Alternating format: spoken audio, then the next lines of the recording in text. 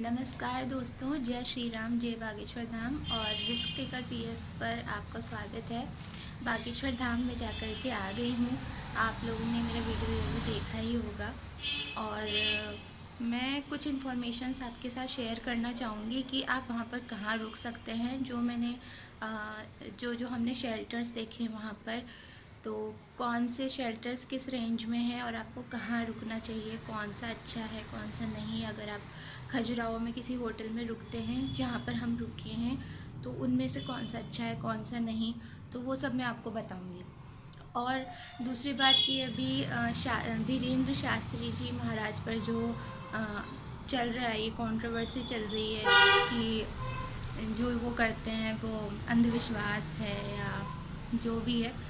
लेकिन लोगों को ये सोचना चाहिए कि अगर कोई इंसान, जैसे कि सुहानी शाह के वीडियो आ रहे हैं, एबीपी न्यूज़ है, काफ़ी सारे न्यूज़ चैनल्स हैं कि ये तो सुहानी शाह भी कर लेती है माइंड रीडिंग।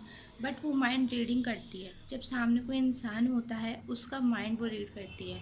लेकिन जो महाराज जी हैं वो किसी को देखते ही नहीं है, वो पहले ही लिख देते हैं जो जो भी बात होती है, एंड देन आप किसी को भी उठा करके ले आओ वो उसी का निकलता है।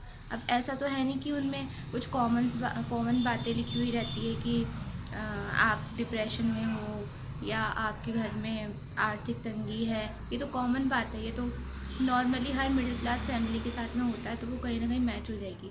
लेकिन वो ऐसी बातें बताते हैं जो कि उस ही इंसान के साथ हो रही होती है, वो हर किसी के साथ मैच नहीं होगा। तो ये बात समझने की ज़रूरत है कि किस चीज़ को अंधविश्वास कहें और किसे नहीं कहें। खैर, अब कुछ वीडियोज़ हैं जो कि मैंने वहाँ बनाए थे, जो कि मैं इन्फॉर्मेशन डालना चाहती थी कि आप वहाँ पर कहाँ रुक सकते हैं, तो वो वीडियोज़ आप देखिए। तो दोस्तों, ये है स्टे नंबर 1 जहाँ पर हम रुके थे। यहाँ पर हमें ऑटो वाला खुद ही लेकर गया था। ये पूरा ये तिरपाल से ढका हुआ है, पन्नियों से ढका हुआ है। और ये पर पर्सन 100 रुपीज़ चार्ज कर रहे थे 24 घंटे के लिए। लेकिन ठंड का मौसम था और वो तो गारंटी दे रहा था कि आपको ठंड नहीं लगेगी, लेकिन आप समझ ही सकते हैं। ये था स्टे नंबर 2 जहाँ पर एक लेडी बाहर बैठी थी जो कि ऑनर थी आई थिंक यहाँ की। आप ये बाहर जो बोर्ड लगा हुआ है आप इसको देख के समझ सकते हैं कहाँ पर है, मिल जाएगा आपको। तो यहाँ पर चार्ज था 200 रुपये पर पर्सन, 200 या 300 रुपये पर पर्सन था। और ये तो 24 घंटे के लिए भी नहीं है, अगले दिन आप चाहे से दिन में 3 बजे वहाँ पहुँचे हो और अगले दिन आपको 3-4 बजे निकलना हो, लेकिन ये 12 बजे तक ही आपको वहाँ पर रुकने देती। और दूसरा, ये जो रूम दिखा रही थी वो ओपन था, वहाँ पर आपको बहुत ठंड भी लगती, आंधी तूफ़ान आता तो मिट्टी सब आती वहाँ पर। तो इसके लिए भी हमने मना कर दिया। देन हमने कहा कि आप दूसरा रूम दिखाइए, तो ये पीछे जा कर के रूम दिखाने लगी जो कि सेम ही था। तो हमको ये अच्छा भी नहीं लगा एंड जिनकी कंडीशंस थी वो भी अच्छी नहीं लगी, तो हमने ये भी कैंसिल कर दिया।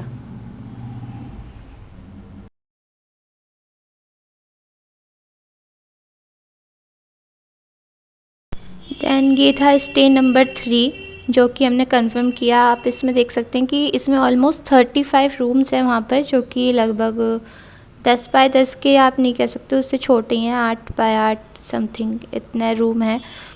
एंड हमसे 200 रुपये पर पर्सन इसने चार्ज किए थे। रूम पूरा पैक्ड है एंड वॉशरूम वगैरह की भी जो व्यवस्था है वो अच्छी है, काफ़ी क्लीन है। यहाँ पर रुक सकते हैं आप, 24 घंटे से भी थोड़ा ज़्यादा वक्त हो जाएगा तो ये आपको कुछ नहीं कहने वाले। बहुत अच्छा था ये जगह, हमें बाकी जगहों से तो अच्छी लगी, काफ़ी सही थी। तो यहाँ पर अगर आप आएँ तो आप यहाँ रुक सकते हैं।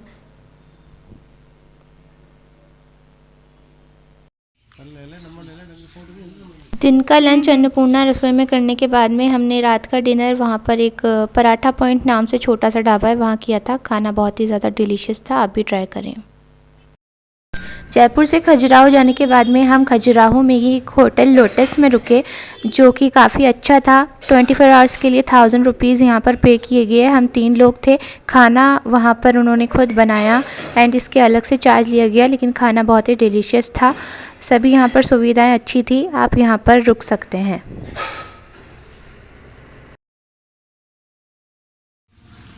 बागेश्वर धाम में रुकने और वहाँ पर दर्शन करने के बाद में जब हमारे पास एक दिन का वक्त था, तो हम वापस से खजुराहो लौटे। वहाँ पर हमने वहाँ पर कुछ शॉप्स थी। उन्होंने कहा कि उनका खुद का होटल है, तो ये था होटल जैन। तो यहाँ पर रूम का हमें चार्ज हुआ 500 रुपीज़ 24 आवर्स के लिए।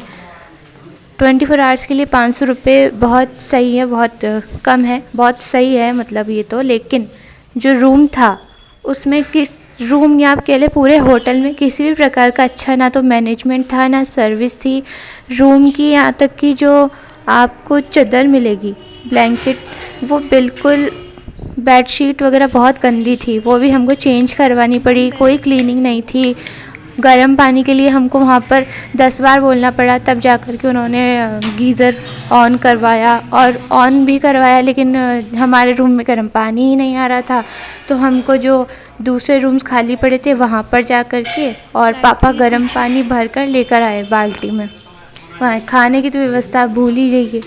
किसी भी प्रकार की अच्छी व्यवस्था यहाँ पर हमको नहीं मिली, तो मैं आपको ये रिकमेंड नहीं करूँगी यहाँ पर जाने का। बागेश्वर धाम के ज़्यादातर भक्त बिना लहसुन प्याज का खाना खाना पसंद करते हैं। तो हमने यहाँ पर खाना खाया। ये था शिव रेस्टोरेंट, शिव शक्ति ऐसा कुछ नाम था इनका। ये होटल जैन के पास ही था। तो यहाँ का खाना बहुत अच्छा है, आप ज़रूर ट्राई करें। खजुराहो टेम्पल घूमकर आने के बाद में नाइट का डिनर हमने गुरु कृपा रेस्टोरेंट है उसमें किया। खाना एवरेज था, आप इसे बहुत अच्छा नहीं कह सकते, एवरेज खाना था। शिव रेस्टोरेंट का खाना ज़्यादा अच्छा था, मैं आपको वो रिकमेंड करूँगी। तो ये थी कुछ इन्फॉर्मेशंस। मुझे उम्मीद है कि आपके काम आएगी जब भी आप बागेश्वर धाम दर्शन करने जाएंगे। और मैं अपना पर्सनल एक्सपीरियंस आपको बताती हूँ कि जब मुझे मम्मी ने कहा था कि बागेश्वर धाम चलते हैं, मुझे खुद को भी विश्वास नहीं था कि ऐसा कुछ होता होगा। लेकिन जब मैं वहाँ पर गई, मैं खुद अपनी बात कर रही हूँ, जब मैं वहाँ पर गई, वहाँ तो महाराज जी थे भी नहीं। वहाँ पर मैं उस धरती पर कदम रखने मात्र से ही मुझे काफ़ी अच्छा फील हुआ, और मैं वापस वहाँ जाना चाहूँगी। पहले मैं सोच रही थी कि जयपुर से लेकर के बागेश्वर धाम तक का जो सफ़र है वो है 630 किलोमीटर का। वो जयपुर से लेकर के खजुराहो तक, वो लास्ट ट्रेन वहाँ पर रुकती है, एकदम लास्ट। तो लगभग 12 से 13 घंटे लग जाते हैं वहाँ तक पहुँचने में। और इतना लंबा सफ़र करने की आदत मुझ में नहीं है, ना थी। और मैंने सोचा था कि मैं आज जा रही हूँ लेकिन मैं आगे से नहीं जाऊँगी। लेकिन जब मैं वहाँ गई, दर्शन किए, उसके बाद में मुझे कोई थकावट नहीं हुई किसी भी प्रकार की, और मैं वापस वहाँ जाना चाहूँगी। मैं अपने दिल से ये बात कह रही हूँ। और आप लोग जो भी श्री राम के भक्त हैं, बजरंगबली के भक्त हैं, वो कृपया इन बातों में ना पड़ें। क्योंकि जैसा कि महाराज जी खुद भी कहते हैं कि प्रभु श्री राम पर उंगली उठाने में लोग नहीं डरे, तो उन पर उठाने में कहाँ पीछे रहेंगे। तो आप अपनी श्रद्धा बनाए रखिए। ये सब श्रद्धा की बातें हैं। महाराज जी किसी से भी किसी प्रकार का कोई पैसा नहीं लेते, ना ही किसी को लूटते हैं, ऐसा कुछ भी नहीं है। वो तो सिर्फ बताते हैं, समाधान बताते हैं कि हाँ ऐसा हो सकता है। वो उसकी भी ऐसा नहीं कहते कि 100% गारंटी है। वो जो होता है वो बता देते हैं। जो भी वही कहते हैं कि मैं नहीं कर रहा, ये जो उनके इष्ट हैं बालाजी महाराज वो कर रहे हैं।